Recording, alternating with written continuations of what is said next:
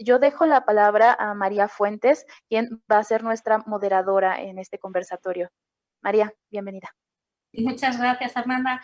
Bueno, pues buenas tardes y muchas gracias a todos por estar hoy con nosotros en esta charla para celebrar la concesión del Premio Princesa de Asturias 2020 de las Letras a Anne Carson. Una entrega de premios que se celebrará mañana en unas circunstancias un poco atípicas y a la que Anne Carson no podrá asistir por lo que todos sabemos. No obstante, Vaso Roto quiere celebrar al máximo posible la entrega de este galardón por dos razones fundamentales. En primer lugar, por la alta obra de Anne Carson y en segundo lugar, porque tenemos el orgullo de ser la editorial de las primeras que publicaron a Anne Carson en castellano y también de ser la editorial con mayor número de obras de Anne Carson traducidas al español. Nuestra misión es acercar su obra a los lectores hispanohablantes y en eso estamos. Para llevar a cabo esta celebración hemos contactado con dos de las traductoras más importantes de la obra de Anne Carson al castellano, que son Aurora Luque. Aurora, muchísimas gracias por estar esta tarde con nosotros. Gracias a vosotras. Nada, a ti. Y bueno, pues como todos sabéis, Aurora no necesita prácticamente presentación, es una de nuestras poetas más queridas y consolidadas del panorama poético actual español. Sin ir más lejos, el año pasado recibió el Premio Loewe de Poesía, que justo se ha fallado hoy, si no me equivoco, el del 2020 a Diego Doncel. Y bueno, pero hoy nos acompaña porque tiene la peculiaridad de tener la misma triple faceta que Anne Carson. Aurora Luque es poeta, es traductora y es clasicista. No creo que mucha gente pueda decir eso a la vez. Y bueno, Aurora tradujo en Vaso Roto Ediciones la obra Sino el invierno de Anne Carson, en la que Carson recoge los fragmentos de Safo y los traduce y reinterpreta al inglés. Entonces, Aurora tuvo la difícil misión de traducir la interpretación y reinterpretar la interpretación de Anne Carson en una especie de juego de cajas chinas o de muñecas Matryoshka. También tenemos con nosotros a Janet Lozano Clarión desde México. Janet, muchas gracias también por estar con nosotros. Que también es una magnífica poeta, sin ir más lejos. El año pasado recibió el Premio Internacional de Poesía San Juan de la Cruz y también tiene una triple faceta. Ella es poeta, traductora y editora. Como editora y como alma mater de Vaso Roto, de esta casa, Janet es la visionaria que ha hecho posible que el lector hispanohablante pueda acceder a la obra en castellano de autores de la talla de Ocean Wong, Elizabeth Bishop o Anne Carson, sin ir más lejos. Como traductora, Janet ha traducido en Vaso Roto dos obras muy importantes de Anne Carson. Una es el libro de creación, tres obras, perdón, me equivoco. Otra es Knox, que es un epitafio a la muerte de su hermano, y nuestro último libro publicado y el libro más reciente de Anne Carson publicado al español, que es Economía de lo que no se pierde. Janet, la primera pregunta va a ir para ti y es la siguiente.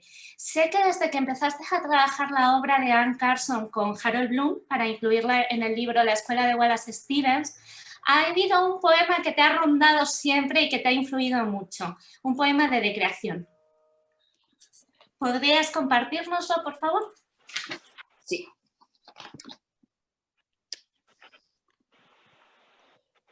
El poema pertenece a paradas, stops, y el poema lleva como título Cadena de sueños.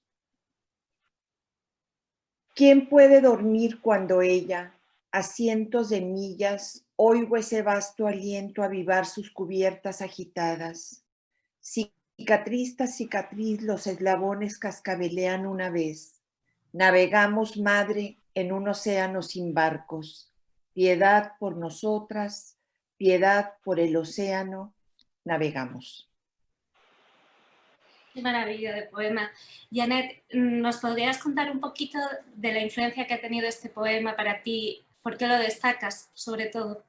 Lo destaco Primero porque es el poema que da inicio a este libro de creación que toma el nombre de Simone Weil, que es que hay que decrear al ser para volverlo a crear, porque contiene poesía, ensayo, ópera, cine, porque muestra a Carson el dominio que tiene y el acercamiento de ella hacia el cine, hacia diversas áreas del saber, y lo más esencial quizá, o lo esencial es porque cuando ella dice navegamos madre en un océano sin barcos, desde que leí el poema la primera vez, Here we go mother on the shipless ocean.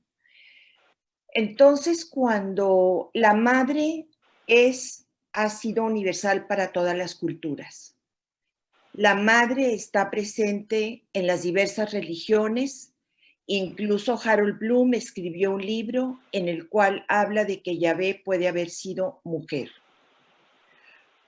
La madre da presencia a nuestra paz, dice Wallace Stevens, en las auroras de otoño. Sin embargo, con la profundidad y la hondura que la madre retiene en este y en otros poemas, en otras culturas y en otras religiones, yo lo que me pregunté es cómo se va en un océano sin barcos y cómo se es acompañada por la madre. Si bien es cierto que Anne Carson habla siempre de su madre y fue una figura importante y real en su vida, con Anne Carson nunca se sabe si está hablando de su madre o de cualquier ser humano. Pero lo que yo me pregunté es, ¿está hablando de la lengua? Y creo que es esta duplicidad, porque cuando yo le llegué a preguntar, que trato de hacerlo poco, sobre ciertas dudas que tenía en este libro, su respuesta siempre fue, sí quiere decir eso, pero también esto otro. Esto significa que como sabemos que el lenguaje es multívoco, ella está hablando de que navegamos madre en un océano sin barcos, estamos hablando de que vamos a ir siempre porque para ella la poesía es un mirar hacia atrás. Es un diálogo con los muertos, a pesar de que ha dicho que la madre, que nunca sabemos si es la madre realmente, ¿verdad? Insisto en esto por respeto a la autora. No estoy haciendo una exégesis de su obra, estoy hablando de lo que Anne Carson es para mí como poeta y como traductora. Ella señala que su madre les prohibió siempre mirar hacia atrás. Entonces, ¿qué hace ella desde los 14 años? Mirar hacia atrás, pero navegando en un océano sin barcos. Ese mirar hacia atrás es siempre el rescate, es caminar al origen, es navegar, porque la poesía no es otra cosa desde Homero sino navegación, viaje, exilio y un retorno al origen. Maravilloso. Hablando del origen, Aurora, te quería hacer una pregunta. Bueno, en una reciente entrevista que hizo Anne Carson, en el marco de la concesión de los premios Princesa de Asturias, hay una frase que creo que se nos quedó grabada a todos. Dijo textualmente, una vez que encuentre los límites del griego clásico, dejaré de estudiarlo. Pero a su vez, en la misma entrevista, se mostró escéptica ante la teoría, si me permitís un tanto romántica, de que los idiomas clásicos, por estar más cercanos en el tiempo, la palabra más cercana a lo que se refiere, son idiomas más puros. Tú, Aurora, que has tenido la oportunidad de traducir la traducción que Anne Carson hizo de Safo y de traducir como clasicista directamente a Safo, ¿podrías profundizar un poquito más en estas dos ideas?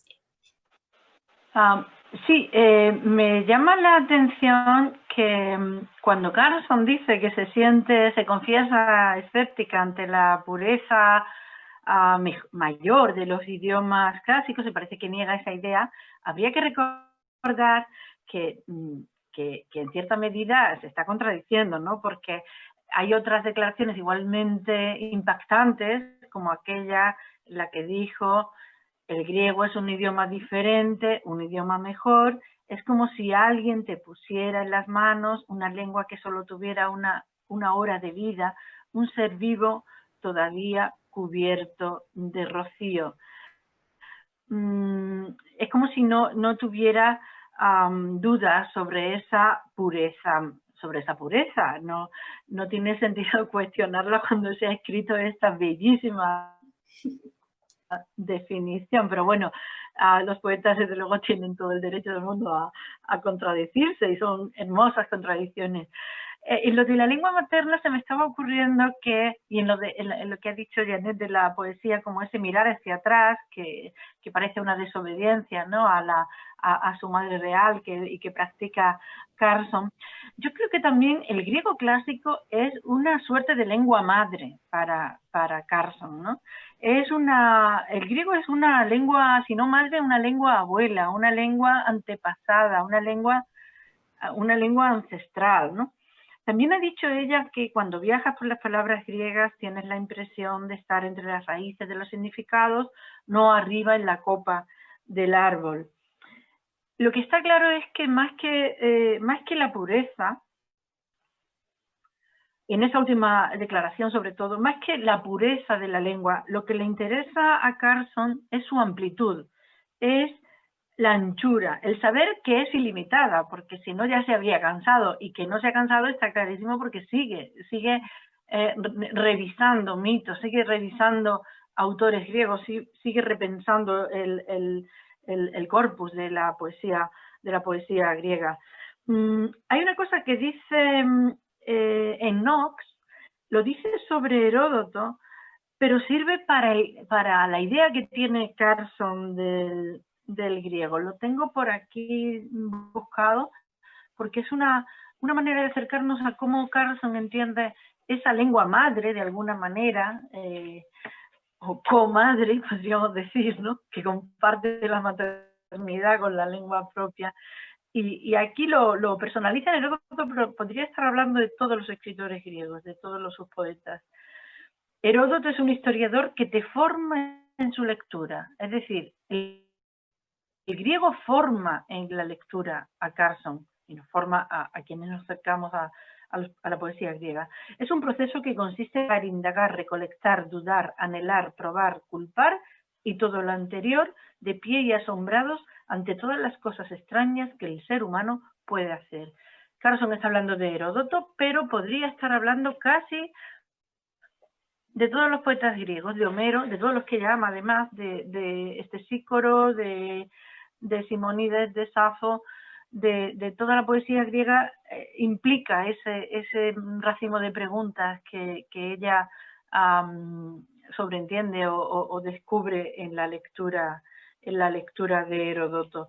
Para mí la experiencia de traducir la traducción de Anne Carson ha sido una aventura intelectual, personal, increíble. Ha sido, además nunca había hecho una cosa así. Claro, era como un homenaje a Troya, porque claro, la Safo griega estaba ahí, estaba la potencia de Carson, el capricho, la enorme libertad que Carson se toma, como si no, el invierno es también, es sobre todo una obra de Carson, es una declaración de su poética, es un catálogo de todas las opciones, de todas las obsesiones carsonianas están en esa traducción, en las notas, en las propias elecciones que hace, cómo va a lo más simple, rotundo, le encanta la lacuna, ¿no? La lacuna textual, el vacío textual, está seducida por lo que Safo nos dice, que es muy curioso cómo le interesa más lo que Safo nos dice, se abren esos huecos de silencio y es donde notamos más la pasión de Carson. Así que ha sido una experiencia maravillosa sobre esa lengua que yo creo que la sentimos como madre, como antepasada muy presente. Qué maravilla, Aurora. Y ahora te quería preguntar, ¿qué te parece la forma, la libertad con la que Anne Carson está rescatando, utilizando la palabra maravillosa que ha utilizado antes Janet, está rescatando a los clásicos y en cierto modo, aunque nunca han dejado de ser actuales, les está dando una nueva actualidad? Sí, bueno, y no solo Carson, porque coincide un espíritu de la época, es curioso, muy completo, a doble página. Se hablaba de los muchos acercamientos al mundo clásico renovados que se están dando en la última literatura que se publica en el ámbito hispánico, ¿no? Bueno, y traducido también del mundo anglosajón y está en nuestras librerías, en una palabra. Es que los clásicos siempre han sido útiles y estimulantes, pero es que ahora son más inspiradores, porque en los tiempos de crisis y de cambios como terribles como los que estamos viviendo, pues sintonizamos con muchas de sus fórmulas, de cómo resolvieron por primera vez asuntos incluso pues, relacionados con la política, con la escritura, con los sentimientos, con las relaciones con el otro, con los otros, con la ciudad. Safo y Simónides, por ejemplo, sintonizan muy bien con lo que hay en nuestra época de elástico y de cambiante, porque vivieron los dos y también este Sícoro, por ejemplo, que aparece en la autobiografía de Rojo, ¿no? Su Gerión y tal, su Gerioneida perdida y tal. Son poetas que vivieron en épocas tan vertiginosas y tan enloquecidas como esta nuestra. La época arcaica en Grecia, la época preclásica, es una época de absoluto venirse abajo todo, ¿no? De cambio, de inventos, de creación de la nada, de la filosofía del teatro, se inventaron casi a partir de la nada, ¿no? O por lo menos con una potencia novedosa muy, muy grande. Fue una época de creatividad colosal y por lo tanto sintonizamos en épocas de crisis con gente que en momentos acuciantes dio respuestas muy concretas y muy rotundas, como lo hicieron Safo o Simónides. Así que por eso quizá nuestra simpatía, nuestra empatía con esa época. Carson además es que vive a los clásicos como si fueran una levadura que ella necesita, como si fuera un fermento. Los clásicos más leídos pueden ser hasta dañinos, ¿no? Pueden ser inútiles, sobre todo si se convierten en modelos intocables, sacralizados por la academia y por la tradición más rígida. Pero es que Carson los revisa con una mirada muy fresca, casi insolente. Lo de casi insolente lo quiero remarcar, ¿no? Porque deja a un lado, incluso a veces hasta llega a burlarse, ¿no? En alguna nota Safo se burla de la literatura académica, interpela a sus poetas, dialoga con ellos, y no con la erudición interpuesta, que a veces es un filtro de niebla, ¿no? Que se convierte, que no nos deja verlo. Y como traductora, Carson también pues produce unas traducciones intervencionistas, al margen, peligrosamente, de toda teoría traductológica, con una libertad que no respeta la ética de la traducción. Ella respeta la ética de la literatura, no es sierva del texto original, es sierva es fiel, es leal a su idea de la poesía. O sea que que todo eso está todo eso se acumula en ese valor tan grande que tiene Carson como rescatadora de los clásicos para nuestro tiempo. Wow, pues muchísimas gracias. La verdad que sí, en estos tiempos de crisis necesitamos a los clásicos. Janet, te quería preguntar, sé que por tu formación eres especialista en literatura norteamericana, una tradición en la que podríamos adscribir a Anne Carson por su origen canadiense, pero sé que también tienes una fuerte influencia de la mística. Hace poco Carson comentó que cuando estaba escribiendo De Creación, el libro que tú tradujiste, justo estaba leyendo a San Juan de la Cruz. Me gustaría preguntarte por las influencias místicas que ves en la obra de Carson. Carson se ha pronunciado abiertamente y lo ha dejado por escrito en algunos de sus poemas, que cuando se llegaba a sentir mal, lo dice en el camino a Santiago de Compostela. Ella leyó a los místicos, a los santos y a los mártires.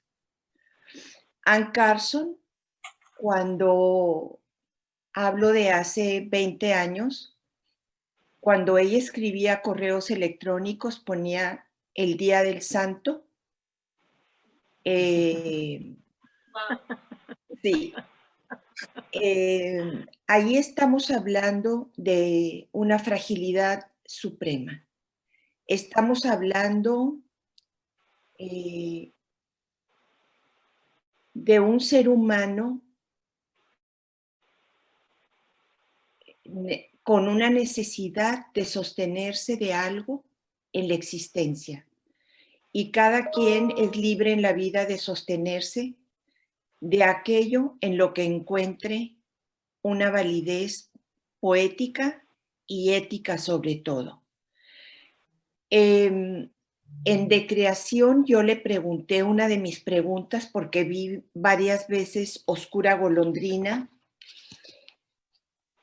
y le pregunté que si era influencia de Becker y ella me dijo que no, pero fue una pregunta poco prudente. Ahora, después de 15 años, me doy cuenta de que hay preguntas imprudentes que uno no debe hacerle a las personas, a los poetas o a los escritores a quienes uno está traduciendo, sino que también el arriesgamiento del cual hablaba Aurora lo tiene que tomar el traductor, porque me pasó con Charles Wright que en una ansia y en más que ansia, era una angustia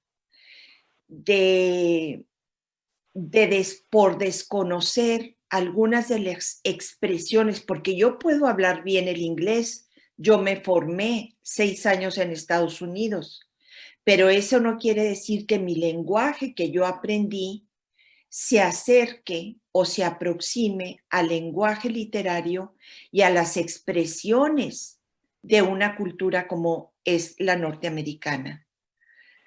Me acuerdo que fui con Charles Wright, agarré una maleta y bueno, en esa época, estoy hablando de 1998, agarré la maleta de viaje y en vez de poner cualquier cosa, puse 3 diccionarios, pero de los tomos de Velázquez y el diccionario de Oxford. Y me dijo, Janet, ¿veniste a Virginia para solucionar unos sustantivos y unos adjetivos? Me dijo, en traducción hay cosas que van a estar bien y hay cosas que van a estar mal. Y eso no te debe de importar. Lo que tengo claro es que yo llegué a Charles Wright y llegué a Anne Carson como imagino que Aurora llega a aquellos poetas a quienes traduce, porque algo se conecta con ella y algo se conectó conmigo. Es como si el poeta te buscara para que tú lo tradujeras. Y es como si en el momento de la traducción algo de tus angustias existenciales se resolvieran, porque de eso trata la traducción, de resolver un modo de transitar más o menos adecuadamente la vida. Anne Carson es mística, es cabalística, tiene textos francamente cabalísticos como aparecen en la escuela de Wallace Stevens. Ella está relacionada directamente con Isaac, el que llaman Isaac el Ciego, Isaac Luria. Ella sabe todo lo que pasó con la tradición judía a partir de 1492 en España. Ella sigue investigando porque en Economía de lo que no se pierde va con un rabino a que le explique las celebraciones, y lo que ella tiene muy claro es que lo que hace el poeta, y lo quisiera, ahorita Aurora mencionó huecos, mencionó la nada, y ella se preguntó si Simónides, ¿qué quería decir con las palabras de Simónides? Ser 100% serio acerca de nada, acerca de la ausencia, acerca del vacío que es plenitud y destino. Esa es la tarea del poeta. Anne Carson siempre es, yo creo que una poeta de la falta, de la ausencia y de la nada, que es plenitud.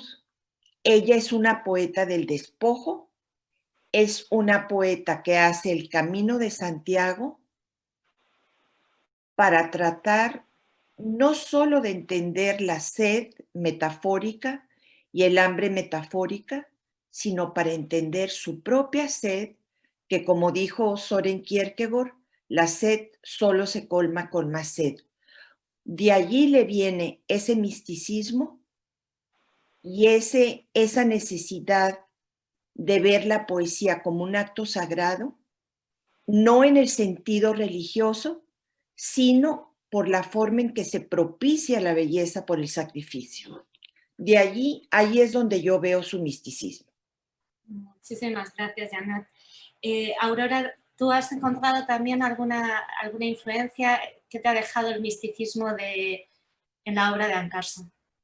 Bueno, después del comentario de Janet no tengo nada que añadir, ella lo conoce muchísimo mejor. Yo conozco la faceta pagana de Carson, la faceta de clasicista y su empleo de sus recursos, su diálogo con los clásicos. No tengo absolutamente nada mejor que decir. Así que mi silencio respetuoso en ese punto. Perfecto, es que Janet lo ha dejado maravillosamente claro. Vale, a ver, Economía de lo que... bueno, el pasado 5 de octubre, Basorroto publicó la última obra de Anne Carson traducida al español, que ya os enseñé antes, Economía de la que no se pierde, en el que Carson pone a dialogar a Simónides de Ceos con Paul Celan, para tratar lo que se podría considerarse como una de sus, si me lo permiten, obsesiones literarias, que es la economía del lenguaje. Este libro lo ha traducido Janet, pero en él ha colaborado muy estrechamente, sobre todo en los textos clásicos, Aurora Luque, con lo cual la magnificencia de la traducción. Así que a los dos os lanzo esta pregunta. Si queréis, empezamos por Janet y luego seguimos por Aurora, como prefiráis. ¿Qué es lo que se pierde cuando se malgastan y cuando se gastan en su significación las palabras?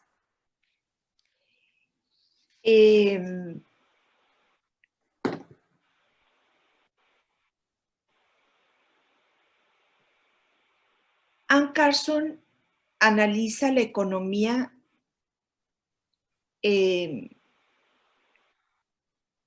desde esa posición del poeta o de todo poeta, de tratar de subsumir y sintetizar su idea y expresarla en una imagen. A ella le quedó impreso en su cuerpo y en su pensamiento cuando ella estaba escribiendo unos poemas. Se empezó a sentir, ese momento en que ella declara que ella se sentía al límite, lo escribe, por eso lo digo, y escribe unos poemas. Ella empieza a usar tapones para dormir, ella empieza a escuchar al padre caminar de un lado a otro de la habitación, y lo que la salva y lo que nos salva a todos, tanto escritores como lectores, es la poesía, y después hablaremos de eso y por qué. Simónides, voy a terminar esta idea de Anne Carson. Ella pone en la mesa de la cocina sus poemas, y el padre, que entonces padece de una demencia senil, escribe basura, viernes, basura, viernes, basura, viernes, y lo deja así envuelto, todos sus papeles. Eso la marca a Anne Carson, y se pregunta entonces por qué las palabras se pueden desperdiciar, a dónde van a dar las palabras que el poeta escribe. Y se pregunta, ¿Simónides desperdició palabras? Sí, en opinión de Scopas, quien redujo a la mitad el pago del poeta por considerar irrelevante la mitad de su poema. Es como si se midiera el pago por poema por la extensión del poema. Entonces, así la narró Cicerón, y así la está retomando Anne Carson, y también narra la historia de Paul Celan, que su padre le dice: ¿para qué desperdicias palabras? ¿Para qué escribes cuentos? Si el Antiguo Testamento está lleno de historias. Entonces, si ya está escrito todo y todos nos preguntamos lo mismo, entonces, ¿para qué dejar constancia de nuestro paso por el mundo? ¿Cuál es el fin de la escritura y en dónde la razón escritural de cada uno de los poetas que estamos ahorita en este mundo tratando de transmitir una emoción? Yo pienso que hay un problema allí de valor. Es decir, escribe más, o poniéndolo de manera muy burda, y me voy a atrever a hacerlo porque sucede, tiene más valor un libro porque es gordo y entonces puede costar 25 euros, o tiene un valor un poemario económico que puede costar los mismos 25 euros o 500 pesos, digamos, mexicanos. Se mide el valor como si se desperdiciaran o se ahorraran o se gastaran o se tiraran las palabras, y eso es en el absurdo que hemos caído, y esa es la crítica de Anne Carson. Aurora, antes nos hablabas precisamente del idioma griego, como Anne Carson mencionaba que era como un idioma de raíz, como estar en la raíz de la palabra. ¿Qué te parece eso con respecto a la economía lingüística, lo que has leído en el libro de Economía de lo que no se pierde?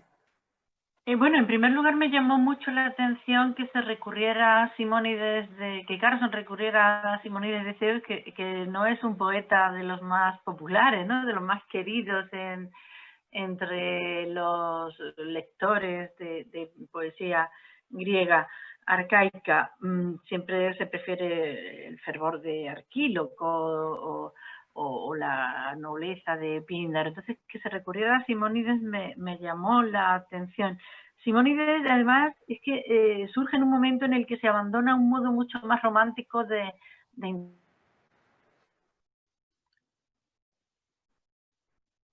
Creo que hemos perdido a Aurora. Intercambio, que por supuesto en nuestra época está lejanísima, ¿no? Que las cosas mediante la amistad, ¿no? Mediante, sin carácter mercantil. El huésped, el anfitrión regala cosas al huésped, al invitado y así, y luego cuando se hospedan en otra casa. Entonces eso nuestra sociedad lo ha dejado muy, muy atrás. Es un reconocimiento de unos valores pero vinculados a la amistad, es un vínculo aristocrático, ¿no?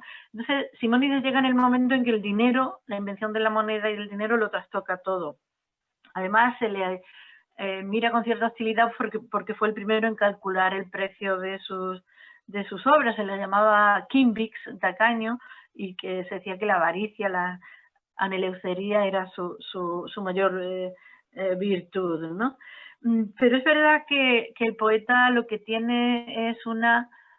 Carson lo presenta desde en ese momento en el que se está preguntando sobre el valor, lo que ya ha señalado Janet, ¿no? El valor de la palabra, el desperdicio del lenguaje, qué es lo que vale. Y claro, él componía epinicios, cantos de victoria por encargo, como Píndaro para los atletas y para los deportistas, pero mientras que Píndaro parece contentísimo en ese papel de hospedarse con los palacios, con los mecenas y en fin, crear su magnífico epinicio para un coro, como si él fuera un ser dotado por los dioses, inspirado, y entra en esa antigua política del intercambio, de la xenía entre iguales, digamos, entre amigos. Sin embargo, Simónides calcula el valor de lo suyo, sabe que lo suyo tiene un valor y le pone precio concreto, ¿no? Y sabe además, ni siquiera, nos dice Carson que ni siquiera le interesaban mucho los deportistas, pero sí le interesaba la palabra como en su capacidad, la palabra poética en su capacidad de vehicular valores, es decir, en mi poema vale porque va a transmitir unos valores y va a ser mi capacidad la que lo va a llenar, va a hacer que no se desperdicie ese lenguaje, ¿no? Mis palabras van a valer porque van a ir cargadas de la poesía que yo voy a volcar en ella. Hay una pregunta que Carson se hace, que nos hacemos, yo creo que casi todos, ¿no? Y es si la verdad pervive en las palabras. Y dice Carson, y la respuesta tiene que ser afirmativa. Hemos visto a Simónides distanciado de sus semejantes, los que lo tachaban de tacaño, debido a esta condición. Lo hemos visto reconocer, resentir y negociar su extrañeza, ese momento bisagra que vive, ¿no? Hemos visto cómo la transforma en un método poético de economía luminosa y precisa. No lo hemos visto desesperado. O sea que la lección que Carson recoge de Simónides va por eso, en el sentido de cómo la palabra vehicula, la palabra poética puede vehicular verdad y por lo tanto no desperdiciarse. Perfecto. Pues de la palabra poética del griego, si me lo permitís, quiero saltar a la palabra poética del latín. Economía de lo que no se pierde tiene todo un capítulo dedicado a los epitafios y a la brevedad lingüística que estos requieren. Anne Carson escribió un epitafio a la muerte de su hermano, que bueno, ya sabemos, murió en Dinamarca en unas circunstancias un poco extrañas, y bueno, es un epitafio en forma de libro, que es Knox, ¿vale? Y en este libro, Anne Carson recoge el poema 101 de Catulo y lo desgrana palabra a palabra, traduciéndolo léxicamente, pero no llega, digamos, a traducir completamente el poema. Yo tengo muchas ganas, Aurora y Janet, de que compartamos este libro. Aurora, te quería pedir, por favor, que si podrías leernos el poema 101 de Catulo en latín. Bueno, vamos a ello.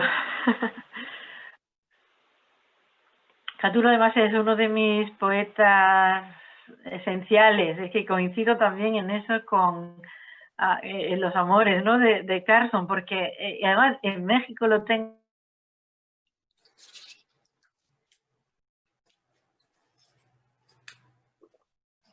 no nos vaya a fallar justo. Publicado, ¿no? En la colección de los tigres de Margarita Villarreal, Minerva Villarreal. Entonces, me emociona mucho leer a Catulo porque, en fin, es uno de mis mejores amigos dentro del mundo de los poetas de todos los tiempos.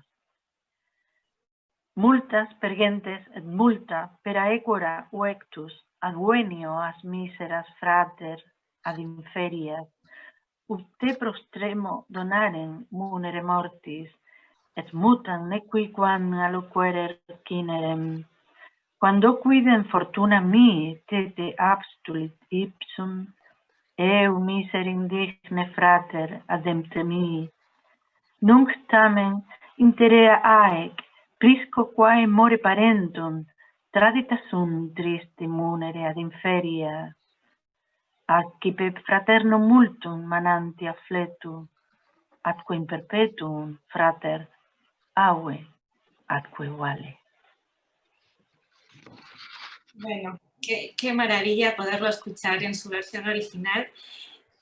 Leo la traducción, María. Se me va a aparecer el fantasma de Catulo para regañarme porque no he entonado bien. Ha sonado de maravilla. Janet, pues si los oyentes desean, podemos leernos su versión en español, aunque había pensado en respetar al máximo los deseos de Anne y que leyéramos el porqué, su explicación de por qué no traduce este poema. Bueno, pero sí lo traduce.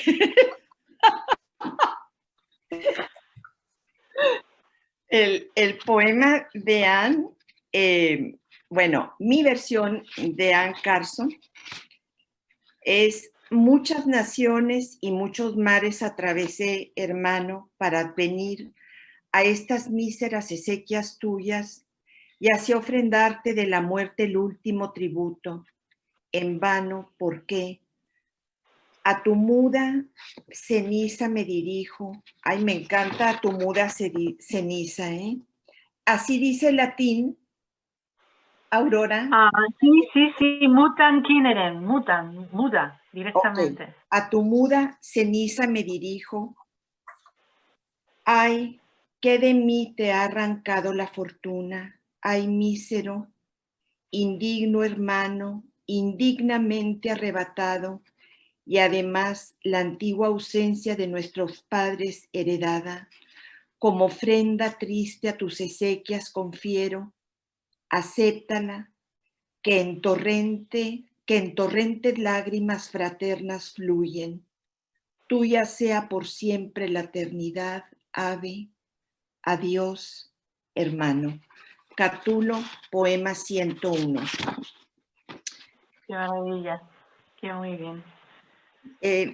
Es que Anne Carson dice que no puede acercarse al lirismo de Catulo. Y bueno, ella tiene un texto en este libro Knox que ya mostró María la caja, pero este es un libro que tiene 190 páginas a manera de biombo, o de como señalaban los españoles cuando encontraron los códices mexicanos, decían que doblados a manera de paños de Castilla. Entonces, tiene que ser así. Lo tuvimos que hacer en China porque no encontramos. Trae fotografías de Anne Carson, trae estampillas de las cartas que la madre le enviaba a hermano. Hay un reclamo por parte de Ana al hermano, le pregunta por qué no respondía a la madre, y todo lo hace partiendo el poema que recién acaba de leer Aurora en latín. Ella empieza hablando, porque empieza con multus o multas, ¿verdad, Aurora, el poema? Sí, multas.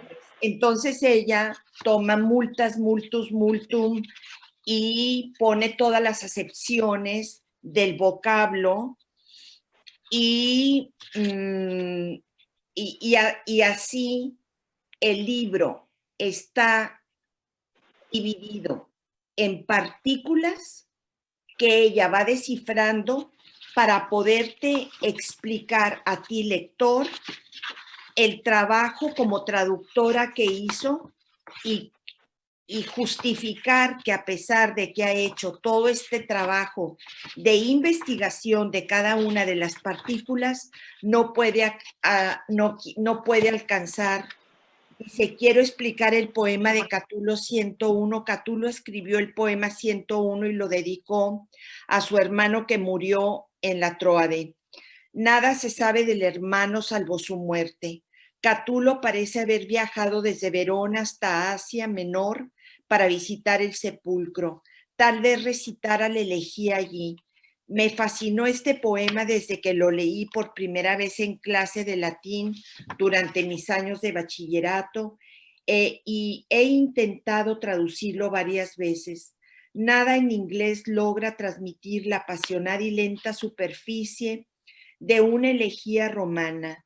Nadie, ni en latín, es capaz de acercarse a la dicción de Catulo, que en sus momentos de mayor tristeza tiene un aire de profunda alegría, como uno de estos árboles que hace temblar lo plateado de sus hojas contra el viento. Nunca logré la traducción del poema 101 como me habría gustado, pero a lo largo de los años en que trabajé en ella, empecé a considerar la traducción como una habitación no precisamente desconocida, donde se busca a tientas el interruptor de luz. Tal vez nunca se termina, un hermano nunca termina, lo persigo, él no termina.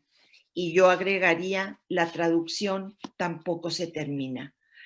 El concepto o la concepción de la traducción de Anne Carson como estar en una habitación oscura buscando sin encontrar el interruptor de luz, no sé qué piensen, pero me parece excelsa. Sí. Y como poeta, la habitación se ordena y luego se escribe sola, ¿no? Después de disfrutar de esta lectura, que de verdad, y utilizando una expresión mexicana, me ha puesto la piel chinita. Gracias, María. Quisiera, o sea, hemos hablado del concepto de pérdida y de ahorro de la palabra, el ahorro lingüístico. Quisiera ver si nos podríamos adentrar un poquito más en la escritura desde la pérdida, pero desde la pérdida entendida ya como muerte, como dolor. Aurora, no sé si tienes algo que añadir en este tema.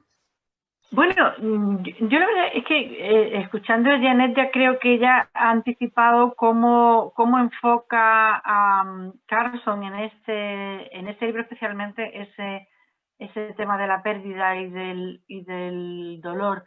Solo quería señalar muy brevemente dos características de esta escritura del dolor. Y no en este libro tanto como en otros, ¿no? Yo creo que por en fin, quizás sea la tradición anglosajona que hay detrás, ¿no? Que va y irá, creo que la vehicula el propio idioma, pero Carson cuando trata, nunca se desmelena, es siempre contenida. Yo señalaría la contención y algo más allá de la contención que es muy evidente en, por ejemplo, La belleza del marido, que es el humor. Es decir, momentos de crisis, de dolor, de abandono, de dejar atrás una relación, de engaño, de adulterio, de todo eso, hay humor en la escritura de Carson. O sea, que sorprende cómo, no sé si humor con un poquitín, alguna gota de venganza, pero hay un humor que sorprende, ¿no? Cómo lo más crítico de la experiencia, la poesía lo puede tratar con una distancia, con unos filtros lingüísticos que hacen que esos sentimientos básicos adquieran unos matices muy diferentes y sorprendentes, ¿no? Entonces señalaría eso, ¿no? Que la contención en el tratamiento del tema de la pérdida y el sorprendente humor en algunos momentos en los que algunos poetas pues se descomponen en llantos y en ayes y en lágrimas. Y sin embargo Carson sortea muy bien, quizá por esas heridas de la infancia que ya ha señalado Janet, del padre que humilla su escritura y tal, quizá el dolor pues lo sabe sortear de una manera muy, muy gallarda. Perfecto. Janet, y esto enlaza, ¿cómo ves el tema de la sinceridad en la obra de Anne Carson? Yo creo que en lo que leí ahorita, lo que ella habla sobre ser 100% sinceros cuando se habla acerca del vacío, de la falta, de la nada, es lo que privilegia la escritura de Carson. Cuando la leo, como señala Aurora, hay humor porque es, en una palabra, ella puede decir algo con humor, pero también con un dejo de ironía. Sí, claro, un sarcasmo incluso.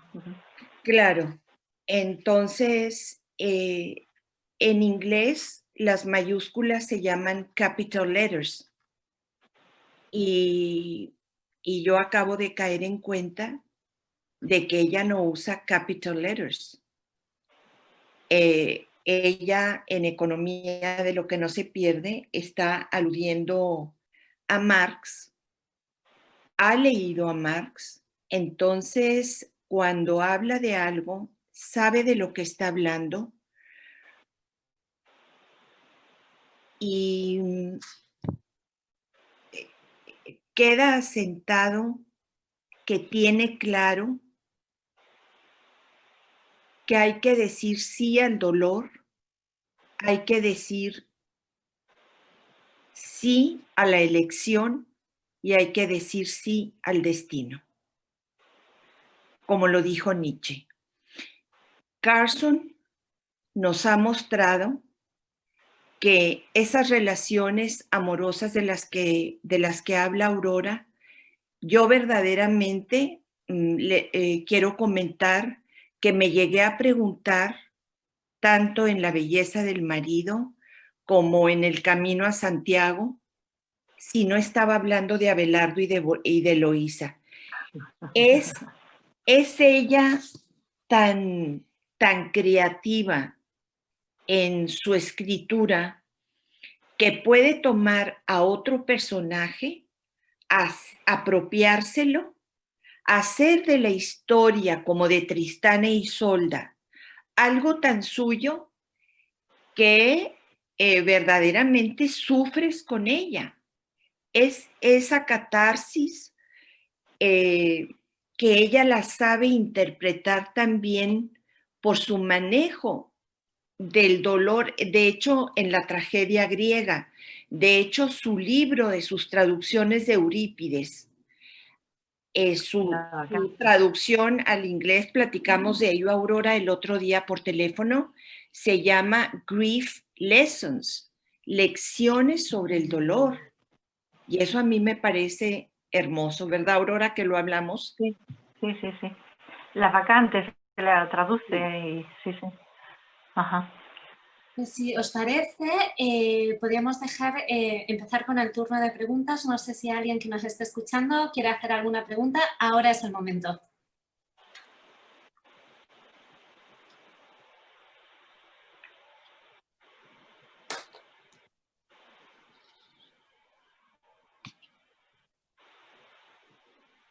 Bueno, si no, yo tengo una última pregunta. Ya es un poquito a nivel más personal, que tengo muchas ganas de haceros a las dos. Y es, bueno, ¿cómo fue vuestro primer encuentro con Anne Carson? Y ahora ya sí me atrevo, si me lo permitís, a preguntaros como poetas a las dos, ¿qué pozo o qué influencias ejerce sobre vuestra poesía? Aurora.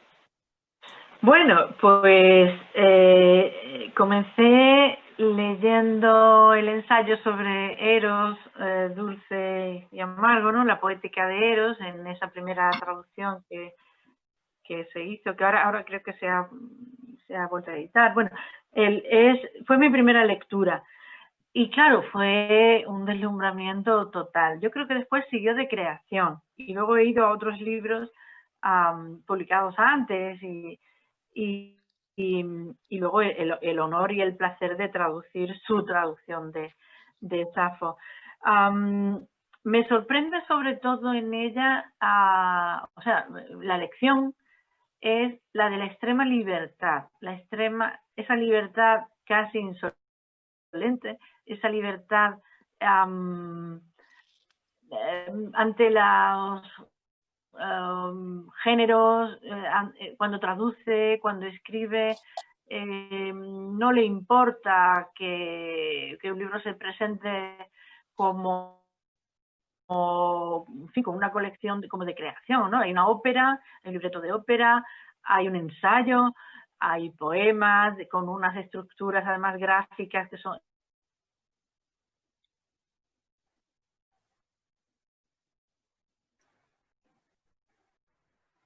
A ver si no perdemos a Aurora.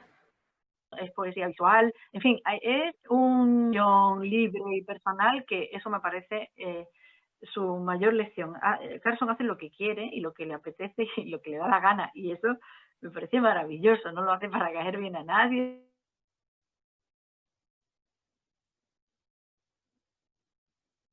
ni para gustar, sino que dice lo que tiene que decir y pintar montañas, en fin, un espíritu libre, y para mí es la mayor lección. Y por supuesto el amor a los clásicos, la manera de mezclar, de traer a este tiempo, a nuestro tiempo,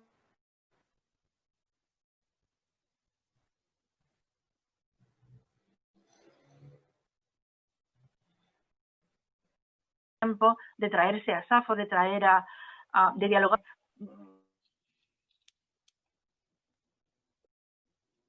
en fin, de falso respeto que a veces se tiene a cosas llenas de vida, llenas de aliento y de sangre. Su Simónides está vivo, nos dice cosas que nos importan y es gracias a Carson. O sea que me interesa primero su enorme, colosal libertad y luego su arte, su capacidad para vivificar esas voces del pasado que nunca estuvieron muertas, pero con ella parece que palpitan más. Muchísimas gracias, Aurora. Janet, ¿nos podrías contar cómo leíste por primera vez a Anne Carson y qué influencia ha ejercido sobre ti? Yo la conocí en el año 2000 cuando estuve tomando unos cursos de poesía norteamericana, eran seminarios, los miércoles eran sobre Shakespeare y los jueves era sobre poesía norteamericana contemporánea en la Universidad de Yale con Harold Bloom, y fue cuando la vi por primera vez. No la conocía y me impactó terriblemente, y quisiera hacer una breve acotación. En los países de habla hispana se ve con desdén la poesía norteamericana, aunque Anne Carson es canadiense de nacimiento, pero sí vive en estos momentos en Estados Unidos, porque viven en un imperio y no logramos a veces atisbar que precisamente porque viven en ese imperio es que los poetas se alzan con toda la fuerza del dolor, entre ellos Anne Carson. ¿Qué influencia ha tenido en mí el libro que mencionaba Aurora de Eros el agridulce? Un fragmento está traducido en la escuela de Wallace Stevens, en donde habla de Sócrates y de Safo. Por el testimonio de amantes como Sócrates o Safo, podemos vislumbrar cómo sería vivir en una ciudad sin deseo. Tanto el filósofo como la poeta describen a Eros en imágenes aladas y metáforas de vuelo, ya que el deseo es el movimiento que traslada de aquí para allá a los anhelantes corazones. Procurar alcanzar algo más que los hechos te lleva más allá de la ciudad y quizá, como en el caso de Sócrates, más allá de este mundo. Es una propuesta de riesgo mayor. El riesgo es lo que caracteriza y es lo que hablaba, decía ahorita en este momento Aurora, no le importa. Creo que para que no le importe a alguien decir algo es porque la precede o lo precede una ética. Y esa ética en el lenguaje te da la libertad de decir, y con estos profundos conocimientos del griego, del latín, es decir, conocer el origen de su voz, para una poeta o un poeta, yo creo que ya pueden decir lo que quieran. Y por último, María, quisiera nada más decir que el otro impacto que tuvo para Basorroto fue que cuando yo estaba en la Feria de Guadalajara, que también estará recibiendo el premio Princesa de Asturias y que lo merece por el gran trabajo que han hecho, llegaban a la caseta poetas jóvenes como para mí jóvenes, como Cristina Garza Rivero, Sara Uribe y otras poetas que visitaban la caseta. ¿Cuándo va a salir un Diane Carson? Y yo me quedé viendo cuando se iban caminando por el pasillo y dije, estas poetas merecen todo nuestro reconocimiento porque a pesar de las redes sociales, siguen leyendo y siguen leyendo a los clásicos. Y así nació Sombra Roja. Es un reconocimiento a ese retomar los clásicos por parte de todos y todas las jóvenes que los leen y los no tan jóvenes también, que nos hace falta, ¿verdad? Bueno, pues tenemos una pregunta, tenemos poco tiempo, pero bueno, Cassandra Valencia quiere preguntarle a Aurora. Aurora, ¿cómo fue traducir una traducción? ¿Se dirigía el texto de Safo en una especie de relación diferida, triangulada? Pues a veces me sentía como una intrusa porque, no sé, como una especie de, no sabía, a veces tendía a ser leal a Safo. ¿No? Es como, era una relación difícil, ¿no? A veces me gustaban las soluciones de Carson y otras veces las veía demasiado libres, con esa libertad de la que he hablado, ¿no? Y eran opciones con las que, no sé, me sentía con ganas de discutir, pero claro, mi tarea era ahí ceñirme a las opciones de Carson, ¿no?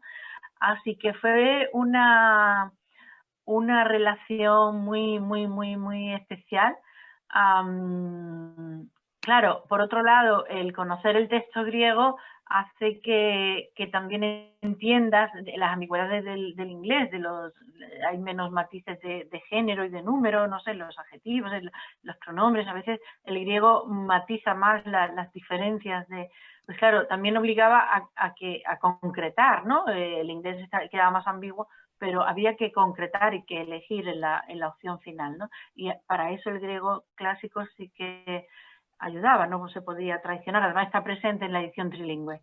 Así que fue, y sobre todo lo interesante fue, primero, ver cómo Carson ha leído a Safo, qué le ha interesado de ella, eso se ve muy bien en las notas, qué notas y qué estudiosos y qué parte de la tradición no le interesa en absoluto, cómo se emociona con los papiros y con los textos más rotos. De hecho, el título viene de un fragmento deterioradísimo del que la palabra invierno no es conjetural, ni siquiera aparece completa. Pero ella prefiere lo supuesto, lo hipotético, lo sugerido a lo concreto, ¿no? A haber sacado un título de un verso completo, ¿no? Que de los pocos que conservamos de Safo. Y sobre todo me interesaba meterme en la casa de Carson, que ella es tan reservada, pues traduciendo sus Safos yo tenía la sensación de estar husmeando por su se dice la cocinilla, ¿no? Por el laboratorio del poeta, por la cocina del poeta, pero es que yo creo que estaba además en su jardín, además donde guarda sus productos de belleza, qué productos de belleza le interesan, hablando metafóricamente del lenguaje, con qué embellece su traducción, qué elige para embellecer su traducción y qué producto deja aparte, de qué prescinde. Ha sido una lectura intensa, como toda traducción, pero además el ser traducción de una traducción pues me ha entretenido mucho, me ha divertido mucho, me ha enseñado muchas cosas y sobre todo a ver la poeta que hay detrás. Hay una gran poética carsoniana detrás de esa versión. Bueno, pues tenemos varios mensajes, Janet y Aurora, en la que os agradecen mucho la lectura tan luminosa, o sea, la conversación tan luminosa que habéis hecho y cómo habéis acercado de esta forma la obra de Anne Carson. Entre los comentarios está nuestra querida poeta María Baranda. Muchas gracias por esta luminosa conversación, felicidades. Mari Urrieta, qué maravilla acercarnos a Anne Carson, gracias a ustedes, que son las que ven sus textos de manera tan íntima, en un proceso tan importante. Gracias.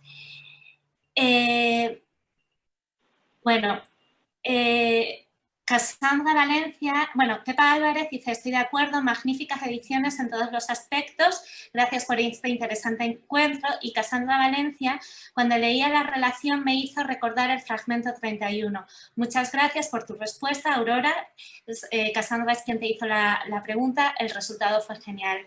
Yo también, Janet, Aurora, os quiero agradecer mucho porque también habéis enriquecido enormemente la lectura que yo puedo hacer de Anne Carson y nos estáis permitiendo acercarnos a ella, como los lectores han dicho, de una forma mucho, mucho más íntima. Ha sido un verdadero placer teneros en Vaso Roto, espero que podamos repetir porque ha sido una ocasión maravillosa y solamente recordaros que mañana será la entrega de los premios Princesa de Asturias, un poco curiosa, ya lo sabemos, a las 6:30 de la tarde, hora española. Muchísimas gracias a todos los que nos habéis acompañado y a los que nos habéis resguardado y que compartís con nosotros, lectores, esta pasión por la poesía y por la buena literatura. Muchísimas gracias.